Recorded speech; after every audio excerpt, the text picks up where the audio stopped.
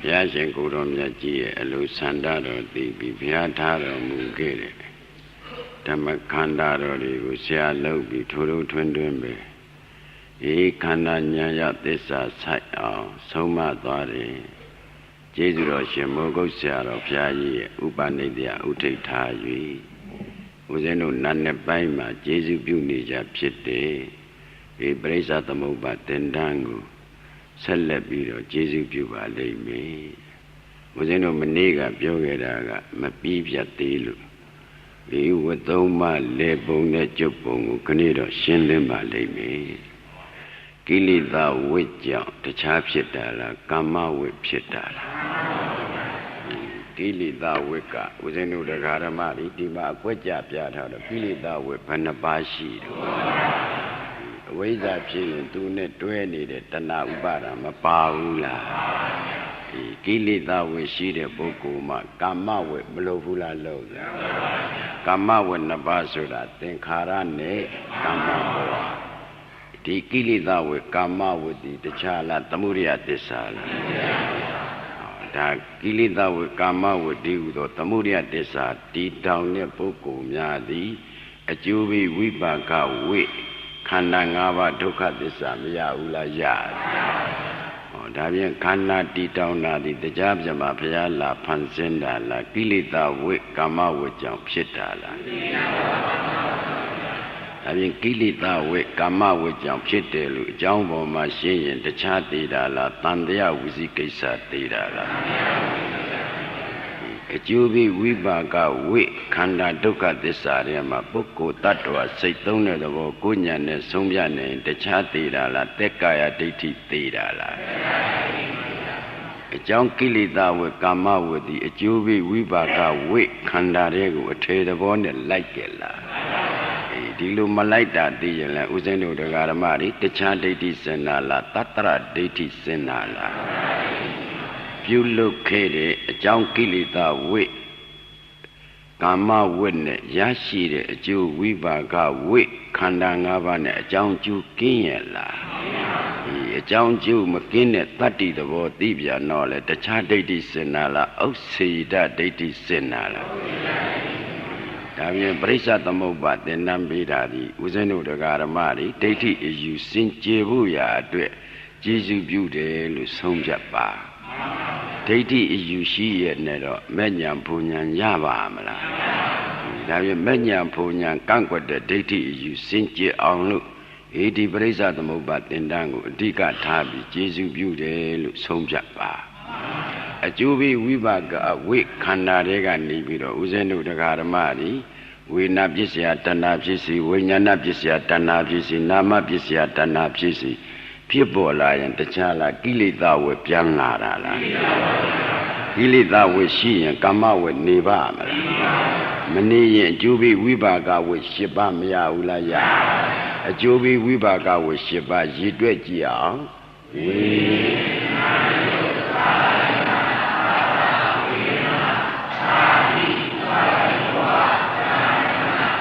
အကျိုးပြီးဝိပါကဝိဒုက္ခသစ္စာတွေကနေပြီးတော့ဇာမရဏနဲ့ကြုံတော့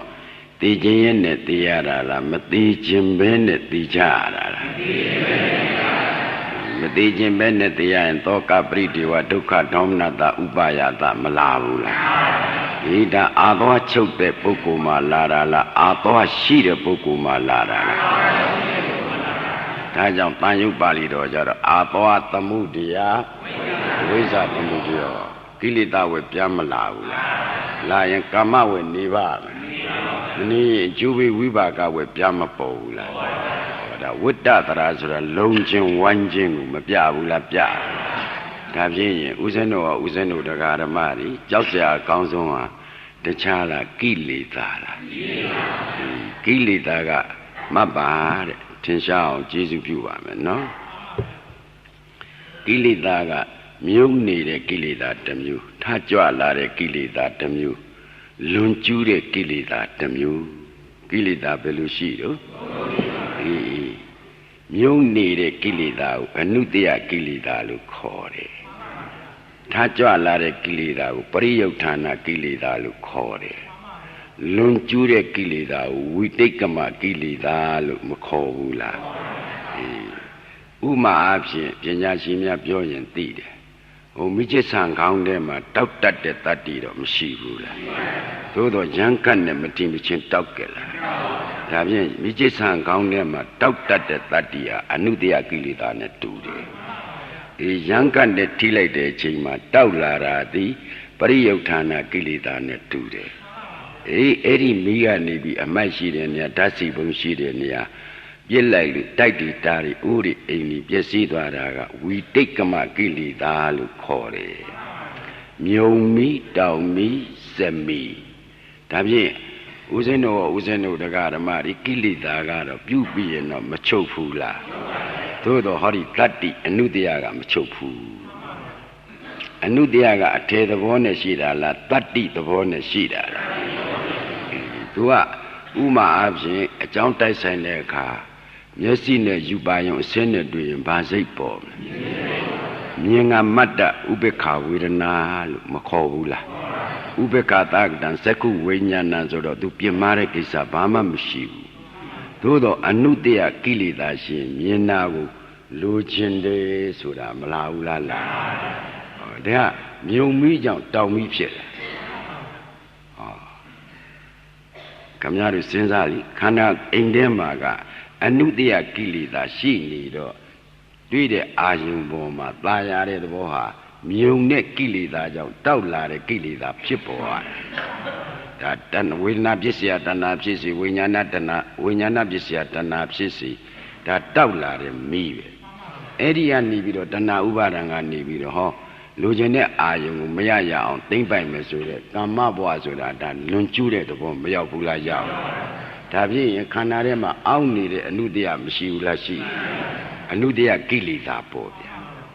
ဒါဖြင့်ထားကြွတဲ့ကိလေသာလွန်ကျူးတဲ့ကိလေသာအဲ့ဒါကိုဘယ်မက်ကဘယ်တဲ့ကိုနိုင်နှုံးလို့မေးတော့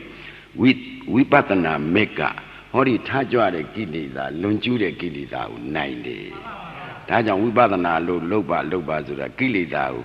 တတ်တယ်ဆိုတာဒီကဥမာတစ်ခုဦးဇင်းတို့တရားဓမ္မတွေကမြင်စိတ်ဖြစ်စီကြားစိတ်ဖြစ်စီနာမ်စိတ်ဖြစ်စီတခုခုသောပေါ်လာတဲ့ဓမ္မရဲ့ဖြစ်မှုပြက်မှုမြင်ရင်တခြားလားမဲ့ခင်၅ပါးလား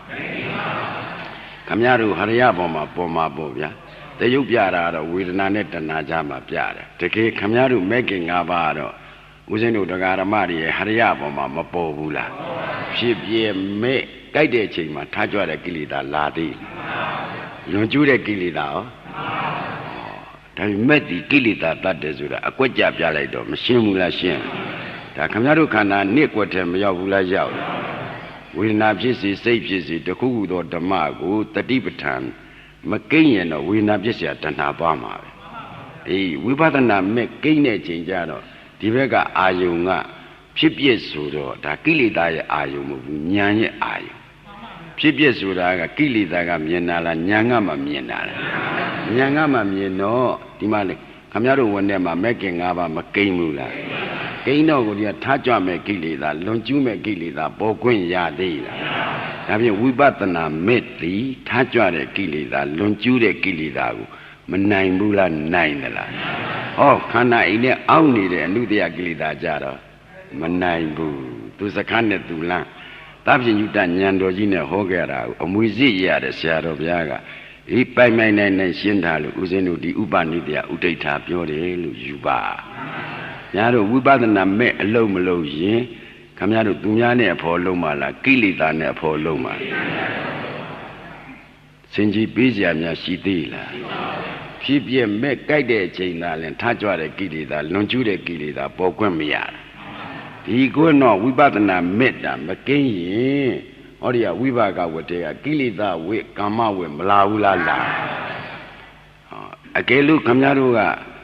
ဝိပဿနာမေကြိုးစားလို့ရှိရင်ဟုတ်လားဖြစ်ပြက်ဆိုတာကိလေသာကအာယုံပြုနိုင်တာလားဉာဏ်ကမှအာယုံပြုနိုင်တာလားဖြစ်ပြက်ဆိုတာအနိစ္စဒုက္ခအနတ္တပေါ့ဗျာချုံးလိုက်တော့ဖြစ်ပြက်ပေါ့ဖြစ်ပြက်မြင်တဲ့အချိန်မှာလောကီမဲ့ခင်၅ပါးဆိုတဲ့သမာဓိဋ္ဌိသမာသင်္ကပ္ပသမာဝါယမသမာတတိသမာသမာဓိဆိုတဲ့ပုပ္ပဘာကမဲ့ဆိုတဲ့ပြင်စင်ကမဲ့ခင်၅ပါးမပေါ်ဘူးလား ဒီမဲ့ဒီကိလေသာတတ်တယ်ဆိုတော့ဟောဒီထားကြွတဲ့တဏှာဥပါဒံကိလေသာလွန်ကျူးတဲ့ကာမဘဝပေါ်ခွင့်ရသေးလားဒါဖြင့်ဝိပဿနာမက်ကခွန်မကြီးကိလေသာနှမျိုးသေးစီတယ်နော်အဲ့ဒီဝိပဿနာမဲ့ရင်တော့လောကုတ္တရာမဲ့မပေါ်ဘူးလားပေါ်ရလောကုတ္တရာမဲ့ကြတော့ဒီကအနုတ္တယကိလေသာကိုတတ်လိုက်တဲ့အတွေ့ဒီဖြစ်ပြဆိုတာအနုတ္တယကိလေသာမချုပ်သေးလို့ဒီဖြစ်ပြဆိုတဲ့ဝိပါကဝကြီးကပေါ်နေတာဒီဖြစ်ပြဆိုတာကိုတကယ့်ကိုဒုက္ခသစ္စာလို့ပိုင်နိုင်လောကုတ္တရာမက်ကသမ္မတ္တဏိဒဓမ္မဆိုတဲ့မက်ကပညာသကိမ္တာဆိုတဲ့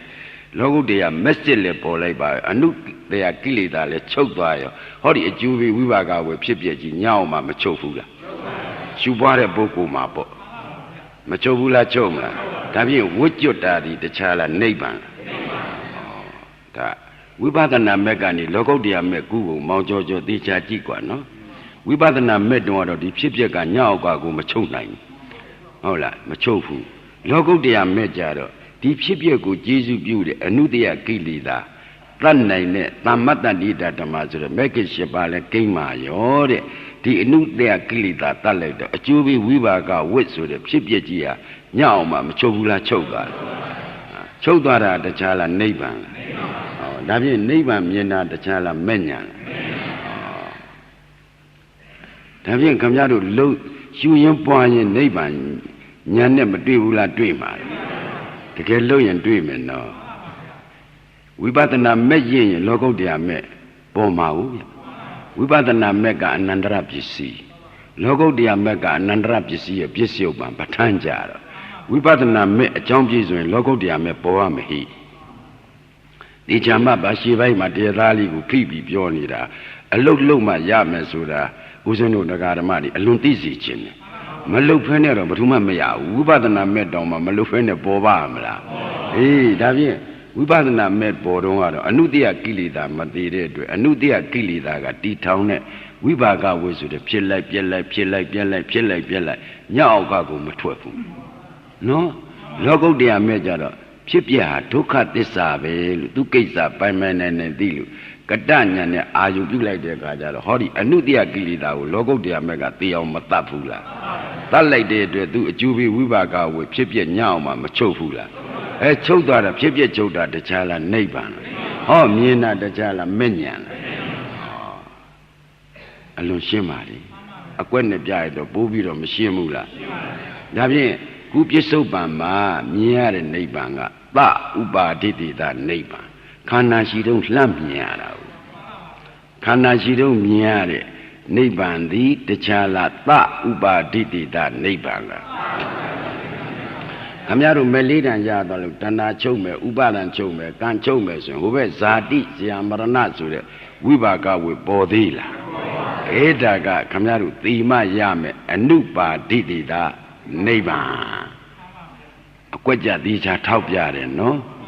တကယ်လို့ရင်ရတယ်ဆိုတာမောင်ကျော်ကြီးဒီအကွက်ကြပြနဲ့ပြရတော့ခမောင်သိရှင်းရလားအေးခွန်မာတို့ရှင်းမှုရေးကြည့်တယ်နော်ဒါဆရာတော်ကဟိုမက္ကသစ္စာမှာနေယနာတော်ဟိတုတော်ဒသနာတော်အဓိပရိယတော်ဟောတဲ့တဲကသစ္စာနဲ့16ချက်ကဥစ္စာကိုဆွဲပြီးတော့ယေရှုပြုတယ်လို့ယူပါဘုန်းကြီးတို့ညံနဲ့ပြောတယ်လို့မယူပါနဲ့ဒါရှင်းဝန်ခံပြောနေတာပဲဟုတ်တယ်မို့လားမောင်ကျော်ဒီဖြစ်ပြညအောင်မကြုံမချင်းတော့ဝိပဿနာမဲ့နဲ့ပဲနေတာပဲဒီဖြစ်ပြကိုဒုက္ခသစ္စာပဲလို့ပိုင်နိုင်သမ္မတ္တဏိဒဓမ္မဆိုတဲ့လောကုတ္တရာမဲ့ကဆုံးဖြတ်နိုင်ရဲ့ဟောဒီအနုတ္တယကိလေသာခန္ဓာထဲမှာအောင့်နေတဲ့အနုတ္တယကိလေသာမသေးဘူးလားသိတယ်သူမဲ့နဲ့သူတတ်တာကိုဝိပဿနာမဲ့ကကြမ်းတမ်းတာတတ်တာလောကုတ္တရာမဲ့ကြတော့အလွန်နုညံ့တဲ့အနုတ္တယကိန်းနေတဲ့တတ္တိသဘောနဲ့ကိန်းတဲ့အနုတ္တယကိလေသာလည်းသေပါရောဟောဒီအကျိုးပေးဖြစ်ပြဆိုတော့ဝိပါကဝကြီးညောင်းမှမချုပ်ဘူးလားတခြားချုပ်သွားတာလားခန္ဓာသိမ့်သွားတာလားဘေးကနေကြည့်ရင်တော့ခန္ဓာကြီးကရှိတယ်နော်အာထုတ်တဲ့ပုဂ္ဂိုလ်ကတော့ကိုယ့်ဟာကိုယ်မမြင်တာဘေးကထိုင်းနေတဲ့ပုဂ္ဂိုလ်ကတော့ဘေးကကြည့်နေတဲ့ပုဂ္ဂိုလ်တော့ဒီခန္ဓာကြီးကမရှိဘူးလားရှိတယ်အေးမလေးတန်ရတဲ့ဘုရားကိုယ်တော်မြတ်ကြီးလဲသူဖလားတမ္မာဘဝင်စားတဲ့အခါဒုက္ခနာမြင်သေးလားသို့တော့ဘေးကကြည့်ရင်တော့ကိုယ်တော်ကြီးကြီးညိုးနေတာပေါ့သဘောကိုပြောတာနော်ဒီတကယ်အားထုတ်တဲ့ပုဂ္ဂိုလ်ကဖြစ်ပြညအောင်မှချုပ်သွားရင်ဒုက္ခနာသူညာနဲ့တွေ့သေးလား Madudo who canna machine it. Pipia Chongin and Neighbor I am beauty the war, Mayabula. The Jubi Wibaga with Kanaja, Bia Mielone Jim, Mimula Miem. Mimabe, that Wibaga will go, Kana Beda, Wibaga, Jubi Mama Ben I may. Kama Wibaga Talupea Hotara. Umadaku Mount Jojo Key Yao needed. Pipia, make kindly yanni, Pipia so neighbor Mienda Yin, Mekana Mim Yimamala. Memium, to a be and the genie, the Gula do Brudu, a Camondinua, a Mojo did not tiny da Vesura, Mielomium Jora. No, Mojo Ato needed Yamian Canada, Nyama, Chofula. The Jubi Wiwaga with Chokta or Canadina, the Chala neighbor. Tata Ubadi did that neighbor. Kana she do, Lambido, Nya absent Yamo Budago, La Ubadi did that neighbor. A Kelu Melida and Yapa, ye. Hori dana long macho cho. Ubadan kango. Cholojin over Jubi Wibaga with Kana Bodila. Edi Jaro, a new body did that neighbor not the boy Yakwadi. Shingo Shinyala. Have you come out of Ubadana low daha? The neighbor Yao Jong there, a sip besura, the Aquaja Shimpia like the Debian Haria, widow a John a top bank, Guni Bira. Wibadana a lukama, the Kira neighbor Yao de Dialu Sumjapa. Tabi neighbor Yao Jong de Azuro. Neighbor Kanguda Brudo. Didi. That's on Didi who can not Shimpia, no? Ola Jinya Bida Boku Riado, Bobi Shana, Majina did a Boku Mia Dragado, Piopia Mabe. Bound Boatan the other Shaloma, Tumyane for Lucera, La Dating for Lucera. Gutana Runet, Searunet Soma, the Dati Yantumantida, no? Pea Meta Mesura Letida, Mulaga Dati Yantuman Lemati, Pea Meta Mesura Lemti, Tamina Akudu Lopeti. Agudu Madamia Jitomia, the Chala Datila. Gudu Madamia neighbor Mayoda, the Chala Datila. Ha,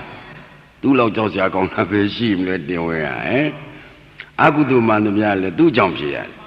Gudu Madamia neighbor Mayoda, the Chala Dati Jowla. That's on Dati, a digline of Biogido Ma.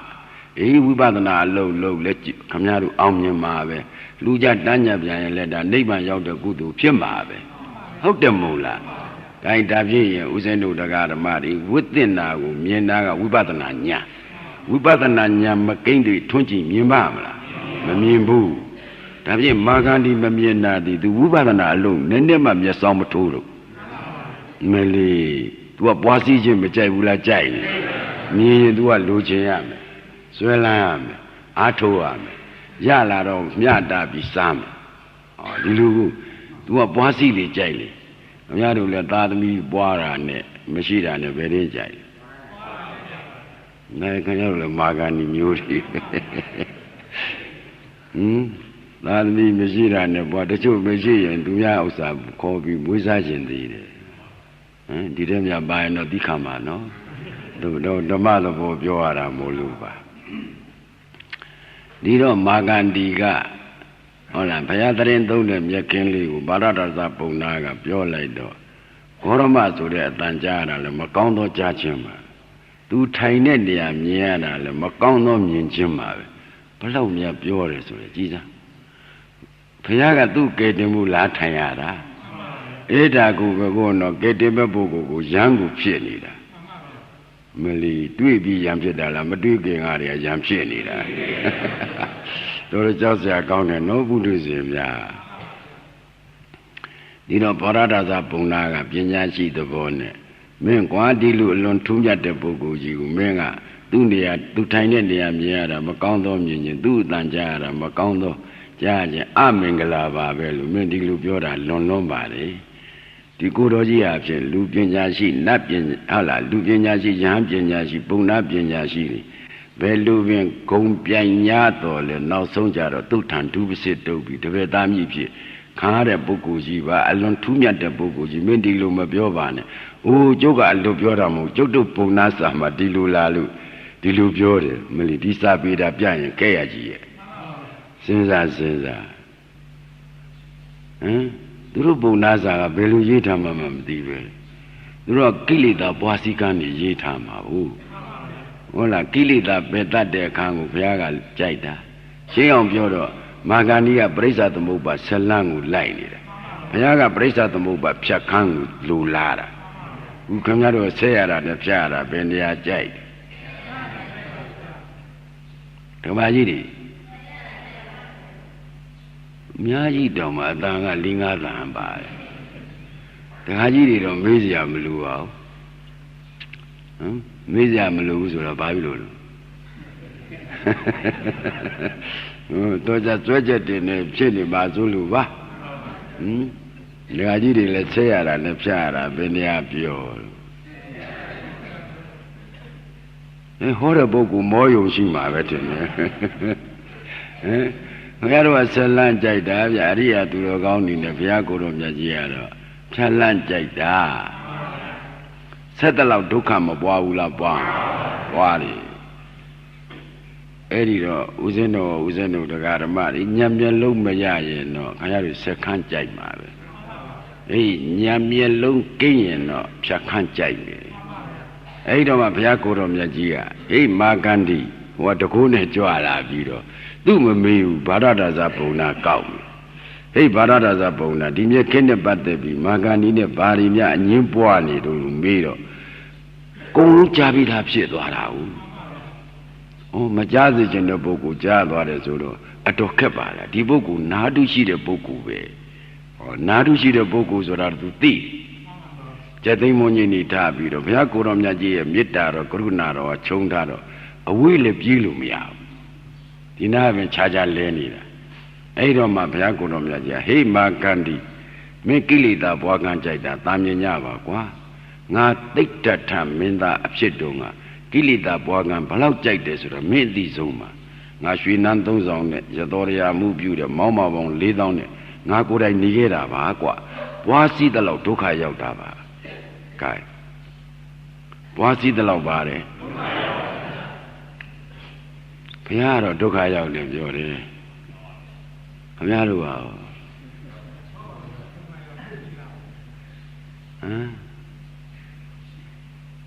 anh đang đây rồi phía đó quá xí ta lâu thuốc khai giàu này phía đó quá xí ta lâu chán ta đấy thiên na mình ta này tụi mình này xí vào này bây giờ mình phải đi ngã lù xí đấy là chúng mình bọn này thà không sinh ra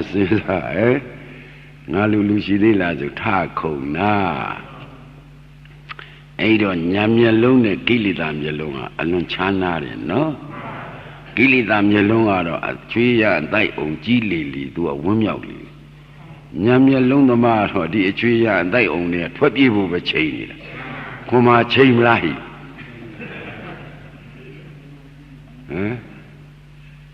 sinh ra đâu bộ phía mình nói than thầu mà thoát mà bộ cụ gì vậy thì đeo cô à cụ tích đi vùng thoát mà bộ cụ đeo mà bảo bao giờ mấy nhà à cụ làm là gì đủ đủ phải qua than thầu mà thoát mà phải sinh ra ấy đi mà phải cụ đồng nhà gì à mấy kỹ lý tam nhẹ lông nhau mấy ngã bịပြောra mà quá mấy nhắm nhẹ lông kinh nghiệm mấy ngã phải cụ đồng nhà gì mấy chỉ nhiều lúc mà sốngဖြစ်bà lấy mà lúc phải cả mấy gì đó kỹ lý tam nhẹ lông này là phải biết nhìn nào bộ hoặc là nhắm nhẹ lông kinh nghiệm bộ cụ cho là phải biết nhìn sẽ gì là phải gì là kỹ lý tam nhiều mà chẳng phải ta biết ta bộ cụ gì vậy ấy rồi đi rồi nhắm nhẹ lông phun bị bà đi cho nó đau mà nè mà cái này à bà mình lung phun bị bà đấy anh lại số tu rô xí cả nhát tiền à leo doa chiết mẹ phụ khuyên giá lệ ikan là tu rô xí cả nhát tiền à leo doa chiết mẹ phụ khuyên giá lệ ikan là tu rô xí cả nhát tiền à leo doa chiết mẹ phụ khuyên giá lệ ikan là số gì ra mà đã khâu là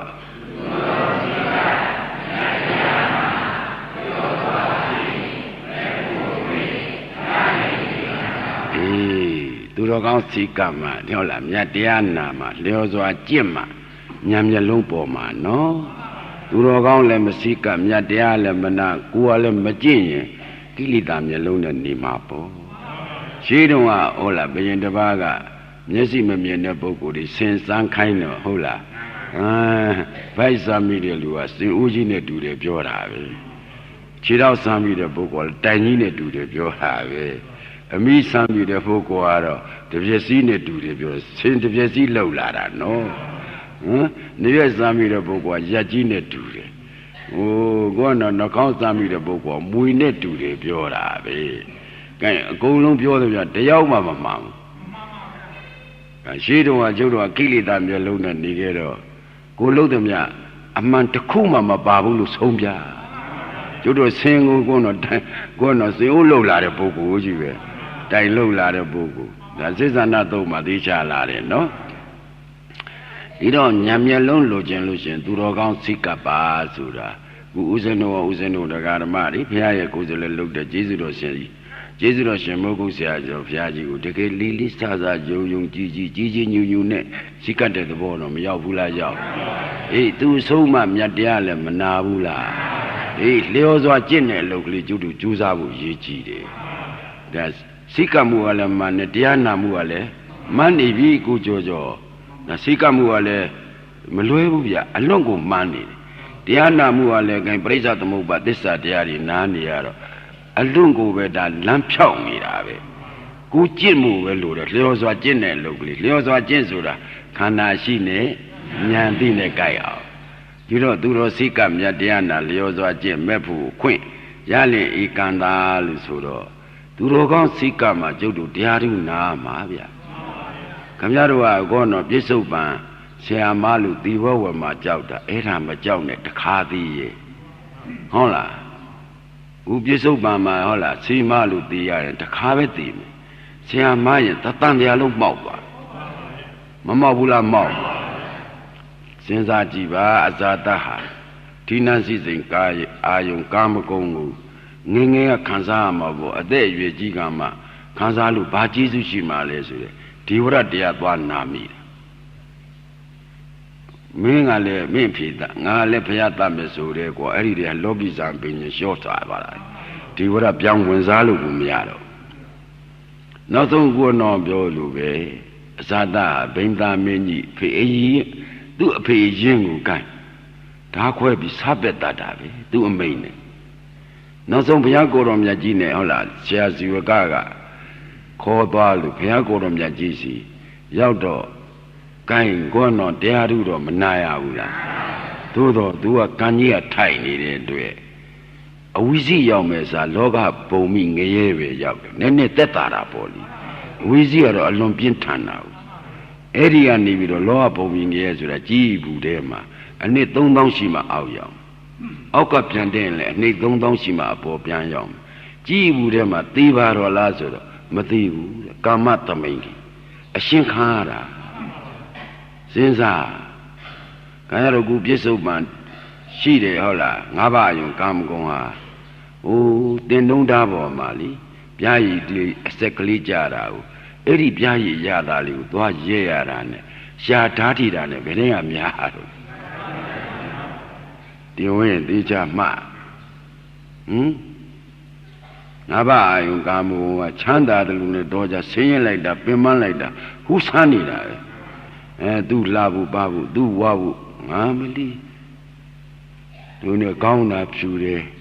ထွက်ပြေးမယ်လို့စိတ်ကူးရလားခေါမငါကြည့်နေတယ်မင်းနေတာကောင်းတာဖြူတယ်ထွက်ပြေးမယ်လို့စိတ်ကူးရလားတခါတော့လည်းပေါ်မှာပါကွာတခါတော့လည်းပေါ်တော့သို့တော့အချမ်းမအောင်ဟဲ့ကမောင်းနေမယ်ဟိုဘက်လက်ကြည့်ပြုံးနေတယ်မင်းလည်းတူပဲအကြမ်းမအောင်ဘာလို့မအောင်လဲဆိုတော့သူတို့ပြစ်ထားကြလို့တော်ပါမလားတော်ပါမလားဆိုတဲ့တလုံးလိုက်တွတ်လဲပြီးတာမှဆရာတော်အမိန့်ရှိတာပြောအောင်မယ်ပြောအောင်ကြီးဆုံးလက်နေတဲ့နွားလေးတွေမရှိဘူးလားရိုင်းပြောတယ်လို့မယူပါနဲ့နော်ဖြစ်စဉ်ကပြောတာပါ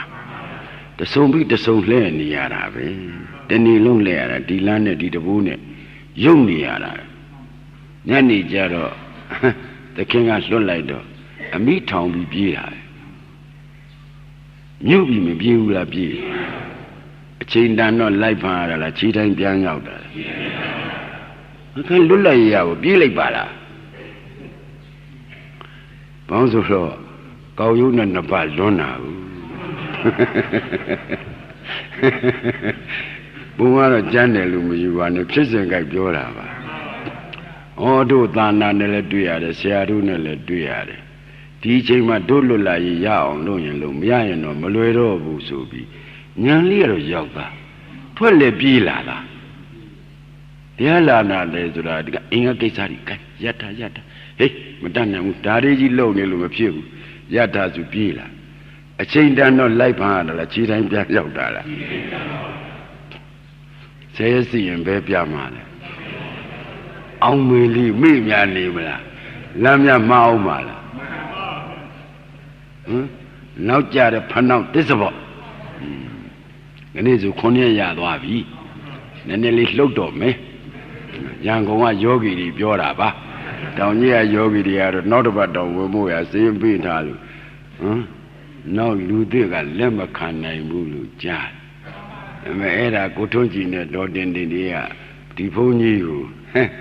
မပြောပါနဲ့လို့တော့ပြောပြပါလို့မဆူညာတော်လေပြောပြရင်တော့ကောင်းမှာပဲဆိုတဲ့အနေမျိုးနဲ့သူတို့ရန်ကုန်မှာဒီလိုပဲပြောရတာပဲဟိုကသားတကာကြီးတယောက်ကလေအရှင်ပြန်ဒီကားတစ်ပဲအေးရတတိတော့မပြောင်းဘူးဗျာတခက်ကိုအေးလေးနဲ့ဒီကားတစ်တက်လာတော့တာပဲ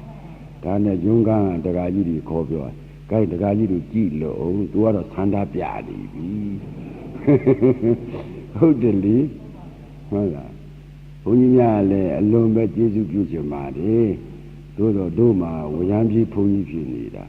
အဖွဲ့ချုပ်နဲ့တွဲလို့ကတော့ဒီတနေရာတွေကခမရတို့တောင်ကြီးတိတ်ကန်ထူးတယ်ရိတ်သားကြီးမှာဘုန်းကြီးများတရား၄ပတ်ဆိုတာဟာလေဝါရုံးမှာဟောတယ်နှုတ်မှု2ပတ်နေပြီးပြန်တော့တာဒီမှာဆိုရင်ခမရတို့နေ့စဉ်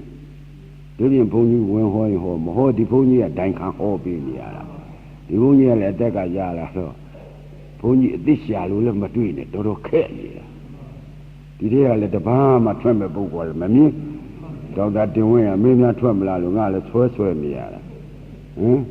မောင်ကျော်ကလည်းသူကအိမ်မှာတော့ပြောတယ်ဒီရိတ်တာမှာဟောဖို့ကြတော့ဆွဲပြန်တော့လေမလွယ်ဘူးလူနဲ့ဟောလို့တော့မရဘူး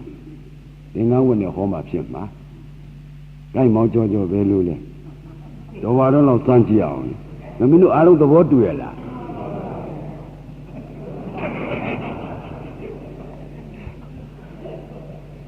အမိကကျိုးနဲ့ချီတာပဲကျိုးနဲ့ချီတိုင်းပြန်မလာမှာပါပဲချီတိုင်းပြန်မှာဟိုကဒီလောက်တောင်မှအမလီအင်္ဂတကမာကြီးရတာကြားရင်ဒီလောက်တောင်ကိုဟာရအားလုံးကတောင်းတနေတော်ဟာတော့လောက်တော့ကြိုးစားပါလားလို့နဲ့တိုက်တွန်းရင်ကိုကြောကပဲလို့လေအင်းကလူကတိုက်တွန်းမှလုပ်မယ်ဘုန်းကြီးပြောတော့မလုပ်ဘူးဘာလို့ဆိုတော့တခါတည်းမမိအောင်ဖမ်းတာခါတော့သူကလည်းသူမိသွားပြီအင်းကလူကလည်းခိုင်းကောင်းတော့ဘယ်လွတ်မှာလဲအင်းကလူကလည်းခိုင်းကောင်းတော့လွတ်ပါမလားမလွတ်ပါဘူးကွာမထူပါဘူးကိုဟာကိုပဲလှုပ်တာကောင်းပါလေဒီတော့မာကန်ဒီကိုမျက်လုံးဖွင့်ပေးပါဆိုတော့ဦးဇင်းတို့တရားဓမ္မလေဘုရားကိုယ်တော်မြတ်ကြီးကသူတော်စိတ်ကမြတ်တရားနာလျော်စွာကျင့်မဲ့ဖို့ခွင့်ရလင့်ဧကံသာဆိုတော့မင်းကညာမျက်လုံးမရှိတော့မဲ့ခန္ဓာကိုယ်ကြီးကိုမင်းဝါတဲ့မွေးတွေကမျက်စိနှလုံးအမြင်မရတဲ့ပုဂ္ဂိုလ်ကလူပြောင်လူနောက်တွေကနေပြီးတော့စီတုတ်တဲ့အဝတ်ကြီးဝတ်ပေးထားတာကိုပဲကျုပ်နဲ့မလိုက်ဘူးလားဆိုပြီးကြွားနေတဲ့ပုဂ္ဂိုလ်နဲ့မင်းသိပ်တူတာပဲဦးလည်းခင်ဗျားတို့ကိုယ်ဝေစားလေးနဲ့ကိုမကြွားဘူးလားမကြွားဘူးကိုအိမ်လေးနဲ့ကိုကားလေးနဲ့ရော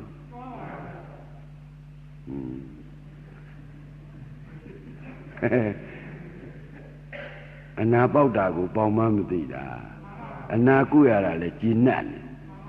နေခင်ဗျားတို့ခန္ဓာကိုယ်ကြီးကတခြားလားအနာလားဟေးဘုရားကရောဂတော့လို့ခေါ်တယ်နော် သမင်းစားတာလည်းအနာပေါက်တာပဲဟုတ်လားကျွေးပြီးလို့ဝါပြန်တော့လေဝါနာပေါက်တယ်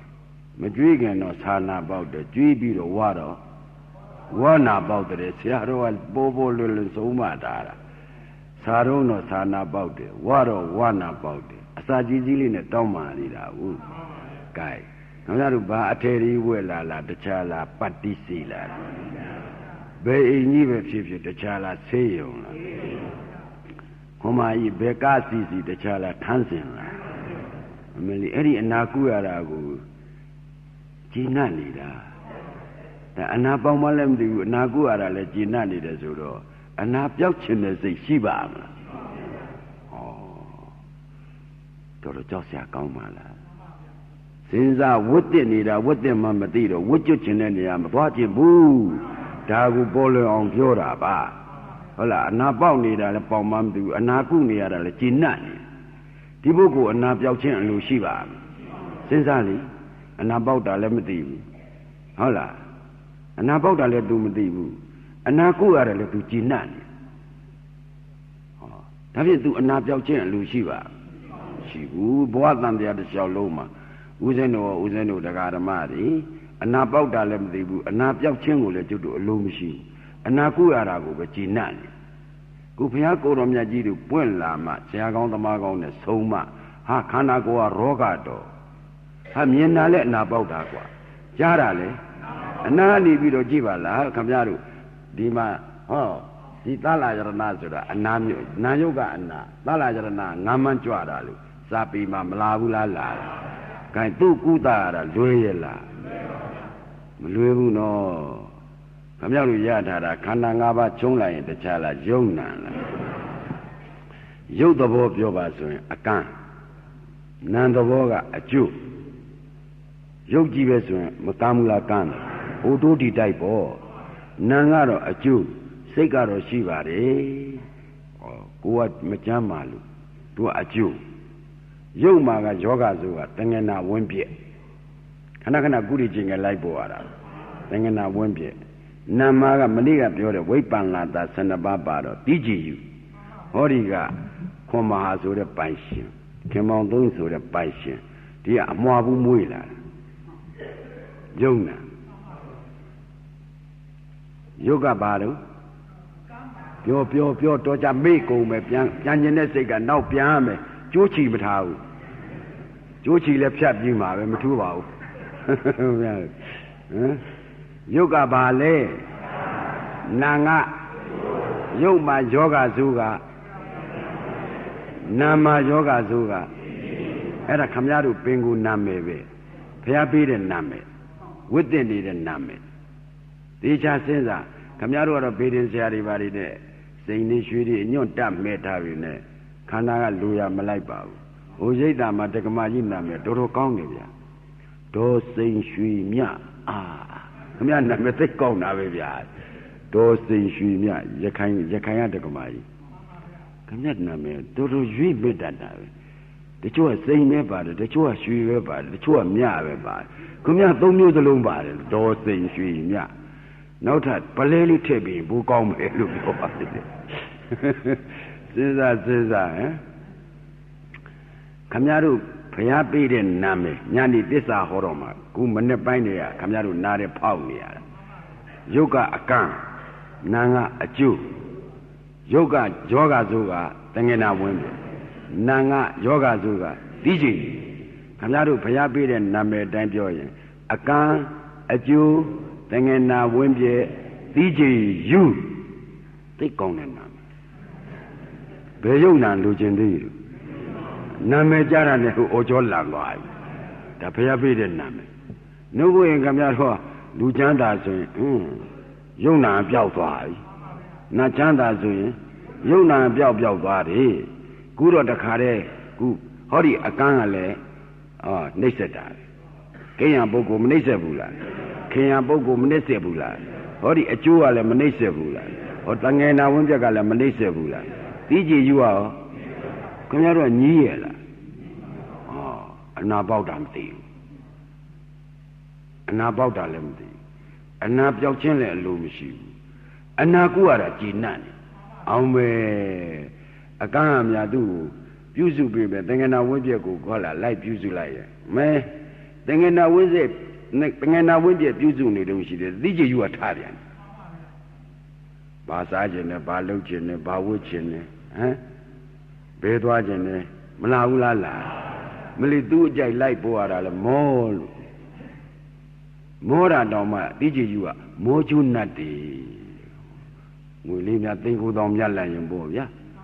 မောကျွနတ်တယ်တောင်ပြောသေးတယ်သိကြယူထားဘူးဟိုအမောဆိုင်အောင်ခိုင်းထားတာတော့မှကိလေသာနေခိုင်းထားတာကိုမောကျွနတ်တယ်ပြောတာงั้นခင်ဗျားတို့ကိလေသာအပြည့်မြင်ဖို့ရလွဲရဲ့လားမလွယ်ဘူးနော်ဥစ္စေတို့တရားဓမ္မတွေခန္ဓာဉာဏ်ရောက်အလုံးလုံးမှသူ့เจ้าကိုရိမ့်မိလာဘာလို့ဆိုခင်ဗျားတို့ထိုင်းနေတော့ဟောမူလကထိုင်းကောင်းလို့ထိုင်းနေတာတော်တော်ကြာတော့ဟောဒီဟာဝေဒနာညောင်တဲ့တင်းတရားတွေကမလာဘူးလားလာဒါတခြားလားအနာပေါက်တာလားအရင်တော့ဒုက္ခခုဆင်းရဲတော့ဒုက္ခဟာအနာတစ်မျိုးပေါက်လာပြန်ဒီလိုလာရမှာခင်ဗျားတို့ကနာတာကိုပျောက်ချင်တယ်ဆိုရင်တော့သွားရောပေါ့ဗျာအနာပေါက်တာလည်းမသိဘူးအလွန်ကြောက်စရာကောင်းတယ်နော်ခင်ဗျားတို့ဟုတ်လားဒီခန္ဓာကိုညာမဆိုင်လို့ရှိရင်ကိုယ်တော့ကိလေသာလှဲ့တာနဲ့ပဲတွတ်တွတ်လဲတာပဲကိလေသာလဲစားတဲ့အတိုင်းမခံဘူးလားခံရဒီဉာဏ်သမားကတော့ကိလေသာလဲစားတာခံသလားသူကကိုယ်တော့ပြောတယ်ကောင်းတဲ့သဘောလေးကနေဆိုးတဲ့သဘောပေါ်လာတော့ဟာမင်းငကိုကငါအကောင်းထင်နေတာခုဖျားပေးတဲ့မျက်လုံးဆရာသမားကြီးပေးတဲ့မျက်လုံးနဲ့ကြည့်တော့မှဟာအကောင်းဆိုတာမြူကလေးတောင်မရှိဘူးနာရာนี่တိုးနာလာတာနဲ့ပူရာนี่ပိုးပူလာတာနဲ့လှုပ်လိုက်ငိမ်လိုက်တောင့်လိုက်တင်းလိုက်ဟိုအကောင်းကိုတစ်ခုမှမပြဘူးတစ်ခုပြီးတစ်ခုပြတာအဲ့ဒါတကိုင်းပင်ကိုမျက်လုံးနဲ့ကြည့်လို့မြင်တာလားညံမျက်လုံးနဲ့ကြည့်မှမြင်ပါလားအေးဒါသူတော်စိကမြတ်တရားနာပြီးလျောစွာကျင့်လိုက်တော့မှခန္ဓာထဲမှာအကောင်းတစ်ခုမှမရှိပါလားဆိုတာခင်ဗျားတို့ဉာဏ်ထဲမှာသိမ့်ပိုက်နိုင်မှဒီခန္ဓာစွန့်လူမို့ရင်ဒီခန္ဓာမစွန့်ဘူးနော်ဘယ်နဲ့ကျုပ်တို့ဆူတောင်းယူထားတာဗျာလွန်ခဲ့တဲ့အတိတ်ဘဝကကိလေသာဝကာမဝနဲ့တောင်းပြီးယူလာခဲ့တာဘရုခင်ဆုံးတုံးလို့မေးကြည့်ဟာကိုခင်ဆုံးဟုတ်လားဘရုခင်ဆုံးလဲအတ္တသမံပိမနတ္တိလူတောင်လာသေးတာပဲကိုခင်ဆုံးဟောကိုကကိစ္စပြေပါဘူးသူတို့ကြမ်းမှာဘူးပဲအဲ့ဒါရှာအယုံမရှိတိုင်းပြောတာသားရီသမီးတွေကြည့်ပြီးကိုတကအရေးမကြည့်ပါဘူးသူတို့ကြမ်းမှာဘူးချမ်းသာဘူးဒါပရိယေတကယ်ကတော့ကိုကြမ်းမှာကျင်တာချမ်းသာကျင်တယ်ခမရအတက်ကတော့ဗျာမြည်တွေဒါသိချင်းသိမယ်ခမရတော့ဖြင့်တကိတ်ကိုကြမ်းမှာမဲ့ပုဂ္ဂိုလ်ပဲဆိုပြုံးမြတောင်နေသေးတယ်မလီဝိပါကဝဲလေမလီစဉ်းစားဦးလေးလူမုံများလေဦးလေးပါတော့တောင်ကျောင်းကြီးဆရာတော်ကအမိတ်ရှိဘူးတယ်သွားကြတော့လူဦးရင်အလွန်ယွန်းစရာကောင်းတယ်กว่าတယ်လူမုံကလည်းအလွန်များတယ်လူဦးလာပြီဘုန်းကြီးဦးလို့ရှင်မင်းတိတ်တန်ကြီးရှိတာกว่าတယ်ဘ누구ကဖြစ်စိတ်ချရဲกว่าတယ်ပြီးတော့ပိုးလဲကြည်ညိုတယ်တဲ့မင်းအဲ့ဒါမင်းဘုန်းကြီးဦးဖြစ်အောင်လားကြိုးစားกว่าသူက90ကျော်ကိုရဒီကြည်လေးအိတ်ကလေးနဲ့ပတ်ပြီးတော့လာတယ်ဘုန်းကြီးစီကိုတောင်ကျောင်းကြီးခဏအကြောင်းတိုက်ဆိုင်တော့သွားတဲ့တုန်းတော့ကိုရောရဲ့ကြွအရှင်းဖြတ်တည်းတော့လားမလာနဲ့กว่าငါအာဂန္ဓုကဝရှိတယ်တဲ့မင်းအာဂန္ဓုဆိုတော့လာရဲကပ်ဂျဟန်လေးရဟန်းပြိုလေးတစ်ပါးနဲ့လာတို့ရင်းနှီးကလေးရင်ဝဲပိုက်လေခါလဲကျုံပြီးထိုင်းပြီးကိုကြော့ပြူပြီးမင်းလူဦးရင်အလွန်မုန်းတယ်กว่าဘယ်သူမှမပြုတ်ချင်ဘူးလေလူဦးရင်အလွန်မုန်းတယ်မင်းတို့သားရိသမီးကြီးကြားတယ်နေကြည့်စားအိုးလာလေးဒီဘူးရဲ့တောင်ပြောမြောက်ပြောဒီမေကြီးကတောင်ပြောမြောက်ပြောကိုနေရာကိုနေတာမဟုတ်ဘူးတချို့ရအောင်ရိတ်တာကြီးကြတယ်လေဒီလိုအိုတဲ့တကားကြီးတကမကြီးဟိုသားရိသမီးတွေကသူတို့ကြီးညိုလွန်းလို့တော့မဟုတ်အိမ်မှာရှုံလွန်းလို့ရိတ်တာပို့တာ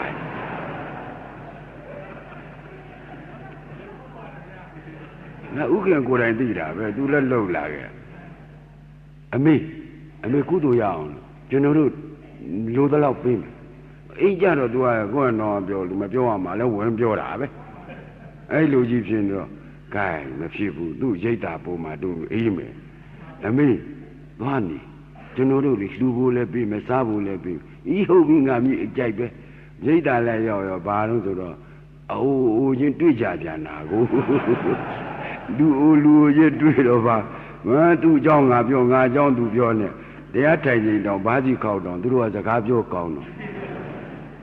ဒကမကြီးဘာလုပ်တာလဲဘုန်းကြီးကဒီလိုអော်လိုက်တယ်ဆိုရှင်ဗျာတိခါမှာဗျာတိခါမှာစကားလေးကလက်စမတတ်သေးလို့အခုပဲသူတို့စကားဘယ်တော့လက်စတတ်မှာတော့လို့မျိုးတော့ဘယ်တော့မှလက်စမတတ်ဘူးအားတိုင်းပြောနေတာရှင်လူရင်မုန်းနေမမုန်းဘူးလားမုန်းဘယ်လောက်မုန်းခင်ဗျားတို့ကထွက်မဲ့လူလားအဖွားဦးတွေဆိုရိတ်တာပါလေဟို90နဲ့4နှစ်ဆိုလားဒကမကြီးတယောက်ပူလေးသားရီသမီးတွေအကုန်လုံးအမေရိကမှာရှားဝင်နေတော်တော်လေးကိုဒေါ်စုဆိုလားအမေရိထိုင်နေသွားတော့လေပေါ့ပေါ့ပါအမေရိတောင်မွေးတွေပါမလို့ကိုတော့တပြည့်တော့မှတန်းနေမဲတကယ့်ကိုမတွေ့ရတာ90ကျော်ပြီဒါသူကြတော့လေ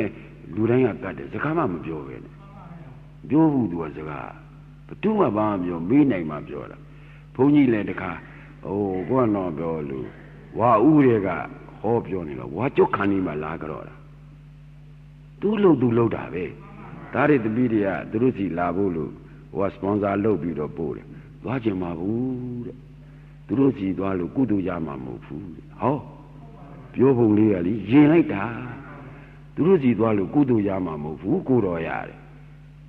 ဟောကိုသားသမီးတွေကအမေမိပါပြုကျင်လို့ပေါ့ဟိုကနေပြီးလေကိုစားနေရတာတော့ပေါ့သူတို့နဲ့တွေ့တော့ကိလေသာပွားမှာကိုတော်တယ်မဲသူတို့နဲ့တွေ့ရင်ပါတယ်နော်တော်ကြည်ညိုတိုက်တယ်ဒကမကြီးပြောတာဆိုတာနေတာထိုင်တာကစပြောတဲ့အတိုင်းပဲနေတာစဉ်းစားတချို့ကြတော့အတိအတွက်တွေရန်ကုန်ရိပ်သာကြီးမှာတော်တော်များတယ်ရန်ကုန်ရိပ်သာကြီးကဒီခွေများကြားရင်တော့တော်တော်မုန်းပါဒီဖုန်းကြီးသီမထွက်တော်မှာကိုအတိအတွက်ဆိုတာအပတ်တိုင်းဝင်တာပဲအိမ်ကလည်းအပတ်စီဝင်နေအောင်လာပို့တာပဲအပတ်တိုင်းဝင်သီမပဲထွက်မှာပဲအရှင်ထွက်မပါဘူးလို့ခင်ဗျားတို့တဲ့တချို့ကပြောတယ်ရန်ကုန်ရိပ်သာကြီးမှာဟောရင်ကိုတော့ဒီလောက်မရှင်ဘူးတဲ့နေရောက်တော့တော်တော်ရှင်ဟောတယ်ဟာအတိတွက်တွေကြီးကြည့်နေရတယ်ညာကလည်းမရှင်တော့ဘူးဒီမှာ2ပတ်3ပတ်နဲ့ပြီးဟိုမှာတခါလေဟိုရှေ့တော့ဆိုရန်ကုန်ရိပ်သာကြီး9ပတ်တိတိဟောဘူးလေတနှစ်တည်းအဲ့ဒီတော့ဦးဇင်းတို့တရားဓမ္မတွေကိလေသာဟာအလွန်မြင်နိုင်ခဲ့တယ်အလွန်တတိထားမှနော်သူခိုင်းတဲ့အလုပ်ကိုမင်းကခိုင်းတာလားဆိုတာကိုတတိထားနိုင်မှသိယုံကြမယ်ကိလေသာတိုက်တဲ့နေရာမှာမာဂန္ဒီလည်းနောက်ဆုံးသူသောတာပန်တီးမှာပါပဲဘာလို့ကိလေသာတိုက်တဲ့လက်နဲ့ပြီးမှာကိုဒီလက်နဲ့ပြီးမယ်ဆိုတော့ဒီငကန်းငကျုတငနာဝင်းပြသိကြည်ယူအကြောင်းကောင်းကောင်းသိအောင်ပြောရမှာဒီလိုလားတငနာဝင်းပြကလည်းတော်ကြိုင်ကိုဒီကျင်ငယ်လိုက်မပို့ရဘူးလားသူကငကန်းဆိုတော့ဟိုတွေနဲ့တိုးမယ်ဒီတွေနဲ့တိုက်ပါဆိုလို့တော့ကြပါတိစီပေးရတဲ့တမျိုးခလုတ်တိုက်လဲလို့ဟုတ်တယ်မို့လားငကျိုးကလည်းသိကြည်ယူကလည်းထိုင်ရင်ကနေပြီးတော့စိတ်ကူးရင်းနေတာပဲထိုင်ရင်ဟေ့သူကလည်းစိတ်ကူးမရင်ဘူးလားရှင်ဖြစ်ချင်တာတွေကြီးတွေးနေတာပဲဖြစ်ချင်တာတွေးရင်ပြက်တာနဲ့တွေးမယ်ဆိုတာတကြီးကြီးမှကိုမတွေးဘူးအဖြစ်ကြီးတွေးတာပဲအပြက်လုံးမပါဘူးခင်ဗျားတို့ဖြစ်ချင်တဲ့အဖြစ်အပြက်ကမပါတဲ့အဖြစ်ရှိရလားတို့ရင်ဖြစ်ချင်တော့ဖြစ်တော့မဖြစ်ချင်ဘူးလားဟုတ်ပြီအပြက်နဲ့တွေးရမယ်ဥစ္စာများဖြစ်ချင်တယ်ဆိုတာတော်တော်ကိုဆိုးတယ်ဘယ်ဖြစ်ခင်ဗျားတို့အပြက်မပါတဲ့အဖြစ်ကဲလို့ရှိရလားဒါရင်ဘာဖြစ်များကြိုက်အဖြစ်မကြိုက်မှအပြက်လွတ်မှာအဖြစ်ကြိုက်နေရင်အပြက်မလွတ်ဘူးခင်ဗျားတို့တထေးကြီးဖြစ်ခြင်းတထေးကြီးသေးမှာပဲဟုတ်လားစိန်တောင်ရွှေတောင်ပေါက်ခြင်းတော့ကြစိန်တောင်ရွှေတောင်ပြီးပြီးသေးမှာပဲဘယ်ဒီကြက်ဒီရှိဘယ်ဒီမှကြက်ဒီမရှိဘူးဒီတော့ငကန်းကနေဆက်ငကြိုးကနေဆက်နောက်ဆုံးတိကြည်ယူကနေဆက်ပြီးဒီပုဂ္ဂိုလ်မှာအတိဆိုးကြီးသေးတာစဉ်းစားနော်ဝိတ္တနေတယ်ဆိုတာဒီမှာငကန်းကလည်းနေဆက်တာပဲငကြိုးကလည်းနေဆက်တာပဲသင်္ကေနဝင်းပြက်ကလည်းနေဆက်တာပဲတိကြည်ယူကလည်းနေဆက်တာပဲမနှိမ့်ဆက်တဲ့အချိန်ပြောစမ်းမှာ Kamiaru, Tunabu de Konga, Kamiaru are tiny. Eddie Yona Niseta, Kainji, Danai don't twebby. Twago beauty. Kamiaru Benejama Biles, oh, do a Kenzongo, Billy da. Go, Mabu, Brubu Male. Oh, my go, Muya, Brua, you are Male. Go, boom with the Muinia. Ameli, Palomia Kenezura. Kelly did a lily way. Kelly Vare. It though you did only a book and then Niseta, Matata. Oh, Kinabogo, you're a poor Niseta. Manita will Niseta. Now, within the Garamari, Yara Jonah, Nakanga Jut, and I went to DJ you are. We baga wickow. We baga Jubi within it. Women them will attend. Tu nega lochin, tu be me ma bo. Tu be me no killing that type of 9 died in Yama. E Magani let 9 died to Alu. Mileka Mosu type of two Kogo come. Jib out the Mosuli. Killing that way, come out with a Jubi Wibaga with Plow Sanjele. Shinla Lagani video, Lucenzega, Lupita shit. Dubaji collected, Tagoni Tapsha Sabido. Yana Jambia using Lidwaji Kaledo. Jigo Mudu, Jong Mida.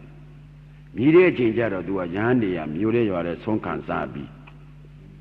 The Natana Wiglidon, Lopu, Subido, a bit Biodo, Uyana Gorom Yaji and Niza Lumbi Tengan Chomir, Benne Menega Naji Bipita, Benne Jim Shiamro.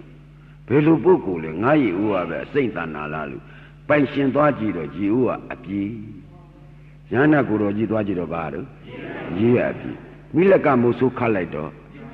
Jong Mida. And then the Gaji Dauchin, me. Mamma Via the video ye salon Motelu,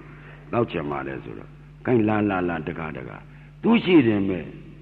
Kain, the Gajadalo Kato, who are you, Kain Vidoma? Do you want door? 80 then Tawigana, Milaka, Musua.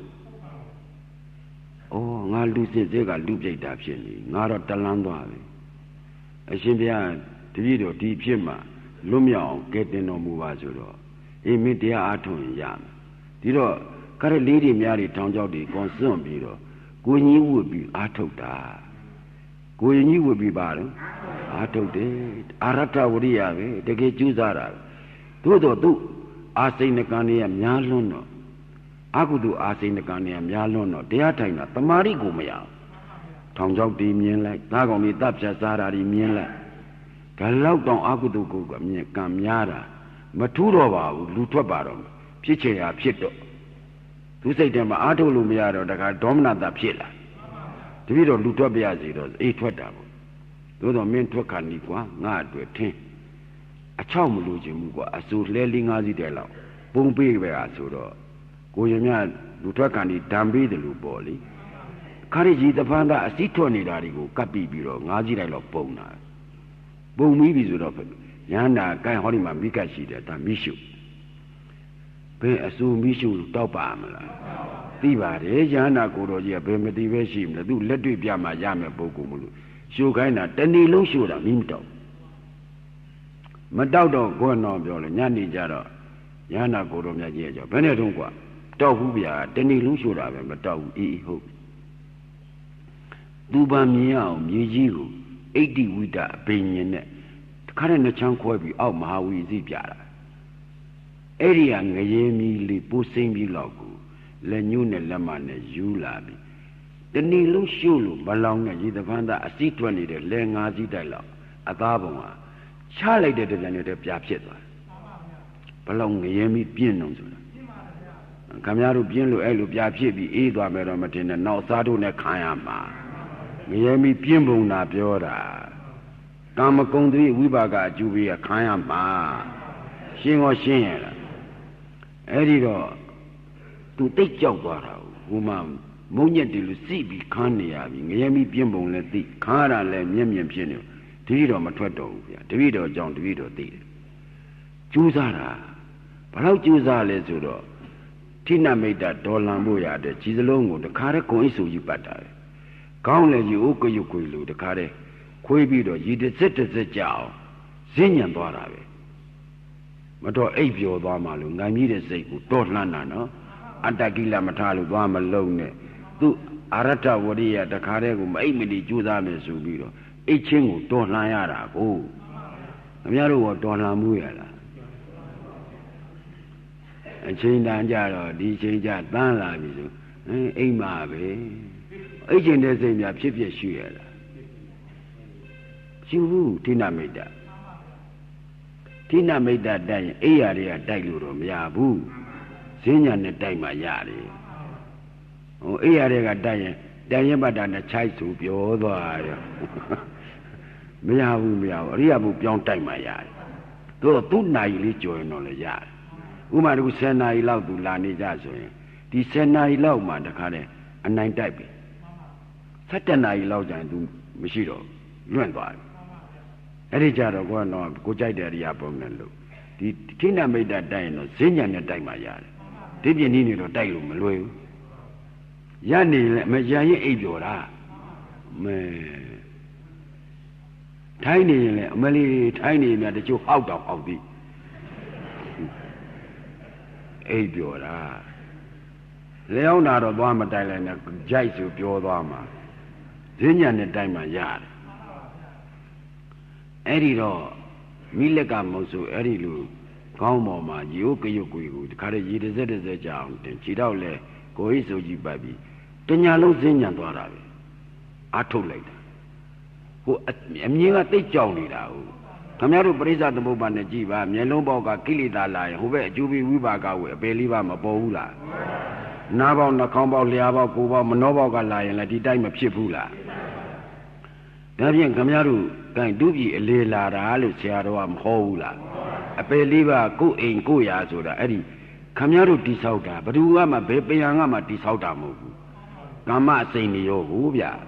ခင်ဗျားတို့ကဒီကနေပြီးတော့တဏှာဥပါဒကံဒိဋ္ဌိဒိဋ္ဌုပါဒံဒိဋ္ဌိအုပ်ချုပ်တဲ့ကံဆိုဟိုတေဥကပွက်နေတာဟိုလူပြည်နန္တိရအတွက်ကြောင်းဆောက်တော့နတ်ပြည်ဘုံမပေါက်ဘူးလား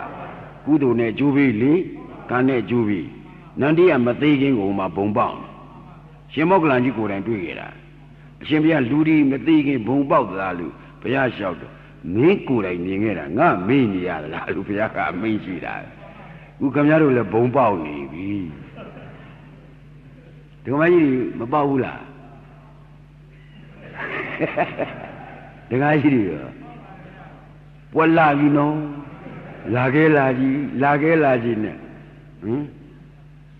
ကံနဲ့အကျိုးပေးကိုဗျကာမဝိပါကတာလို့ဆိုထားတာအဲ့ဒီမှာမိလက်ကမို့ဆိုတာအမြင်လည်းဖြစ်တော့ကြောက်ပြီးအားထုတ်လိုက်တာအာယုံလည်းတဲ့ရောအကြောက်လွန်ပြီးအားထုတ်တော့အနာဂါမိမဉဏ်ပူဉဏ်ရ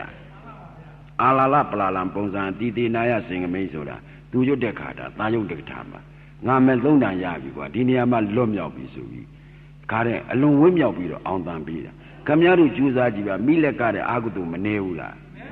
မိလက်ကတဲ့လည်းကုသိုလ်မများဘူးလားမိလက်ကတွေ့တဲ့ဆရာမျိုးလည်းမတွေ့ဘူးလားဒါခမည်းတော်ဝရိယလိုနေတယ်တကယ်ကြိုးစားရင်တကယ်ရနိုင်တယ်မေတ္တာဗုဒ္ဓကာမမရှိပဲမိလက်ကတဲ့လည်းအာကုသိုလ်နေတယ်မိလက်ကတဲ့လည်းကုသိုလ်များတယ်မိလက်ကတွေ့တဲ့ဆရာမျိုးလည်းတွေ့တာတယ်ဆိုရင်တကယ်ကြိုးစားရင်တကယ်မရဘူးလားရဘာလို့မကြိုးစားကိလေသာကမင်းလှုပ်တော့လှုပ်ပေါ့ကွာတော့ကြမူးမိုက်သွားရင်ခက်တယ်သူအနာကပြီးတွန်းပလိုက်တာဟုတ်လှုပ်တော့လှုပ်တာဗောမင်းကြမ်းပါရင်လည်းမင်းကြည့်လှုပ်လေလောကြကြတော့ယောဂရပြီမင်းဘယ်သူမှပြုမဲ့စုမဲ့သူမရှိပိုးဆိုးသွားမယ်မလီ तू ကအနာကပြီးတော့ဟောလိုက်တာတခါတည်းကိုကိုင်းလီတော်တော့ပါအမေပြီးတော့ကြတော့အရင်တော့နဲ့စာရင်ခုအတော်လေးလဲထိုင်နိုင်ပါပြီမေကိုကကိုနစ်သိမ့်နေတာကိလေသာချော့တာပြော့သွားတာကိုမသိဘူးမိနဲ့ကငါလွတ်အောင်တခါတည်းတိုးထွက်မယ်လို့ဒီလိုလာရဲ့လားဓမ္မကြီးတွေလာရဲ့လားဒူးဒူးပြောလိမ့်လျှောက်တယ်လို့ဖြစ်မှလဲစိုးရလေရဲ့နော်ကျူးစားဒါဖြင့်ဝိကျွတ်တာကနိဗ္ဗာန်ဝိသင်နာကခန္ဓာဒါဖြင့်ခန္ဓာအပြစ်မြင်မှခန္ဓာဇတ်သိမ့်တဲ့နိဗ္ဗာန်ရောက်မယ်လို့ဆုံးဖြတ်ရှင်းရလားကဲရှင်းလဲရှင်းပြီနိုင်လဲစီပြီတော့ကြအောင်စို့